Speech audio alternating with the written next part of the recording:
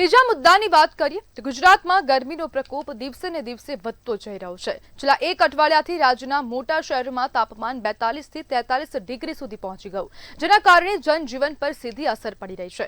અમદાવાદ, રાજકોટ અને ઉત્તર ગુજરાતના વિસ્તારોમાં બપોરના સમયે તડકો એટલો ત્રાસદાયક બન્યો છે કે રસ્તાઓ સુમસામ દેખાઈ રહ્યા છે।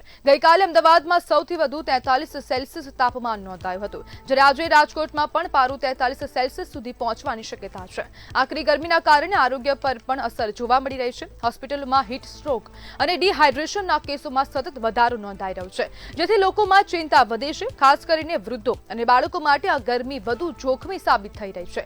હાલાકી હવામાન વિભાગ તરફથી થોડી રાહતના સંકેત પણ મળ્યા છે। આગામી 3 દિવસ સુધી રાજ્યમાં તાપમાન 40 થી 43 ડિગ્રી વચ્ચે રહેવાની શક્યતા છે, જેથી લોકોને સાવચેત રહેવાની પણ જરૂર હવે ઊભી થઈ છે। અને ખાસ કરીને હવે આરોગ્ય વિભાગ દ્વારા પણ એક એડવાઇઝરી જારી કરવામાં આવી છે કે બપોરના સમયે બહાર ન નીકળવું। ખાસ કરીને હવે જે તરસ ન લાગી હોય તો પણ વારંવાર પાણી પીતું રહેવું તેવી એડવાઇઝરી હવે આરોગ્ય વિભાગ દ્વારા બહાર પાડવામાં આવી છે। જ્યારે એએમસી હોય, આરએમસી હોય કે પછી અન્ય મહાનગરપાલિકા હોય, તેમના આરોગ્ય વિભાગ દ્વારા પણ હવે આ તમામ પ્રકારની એડવાઇઝરી જારી કરવામાં આવી છે। અને આ તડકો ત્રાસદાયક બનતો જઈ રહ્યો હોય તેવું સ્પષ્ટપણે લાગી રહ્યું છે। જો કે હવે અમદાવાદમાં પણ 44 ડિગ્રી તાપમાન નોંધાઈ રહ્યું છે। આવનારા 3 દિવસમાં હવે જે તાપમાન છે તેમાંથી થોડી આંશિક રાહત મળશે તેવું હવામાન વિભાગ દ્વારા કહેવાઈ રહ્યું છે, કારણ કે હવે ભેજવાળા પવનો ફૂંકાતા રાજ્યમાં 2 થી 3 ડિગ્રીનો ઘટાડો થશે, પરંતુ જે ગરમીનો પ્રકોપ છે તે વધુ જોવા મળશે, કારણ કે 40 ડિગ્રીની આસપાસ તાપમાન જવાની સંભાવના છે, જેના કારણે હવે લોકોએ પણ ખાસ ધ્યાન રાખવું ખૂબ જરૂરી બની ગયું છે। અને આરોગ્ય વિભાગ દ્વારા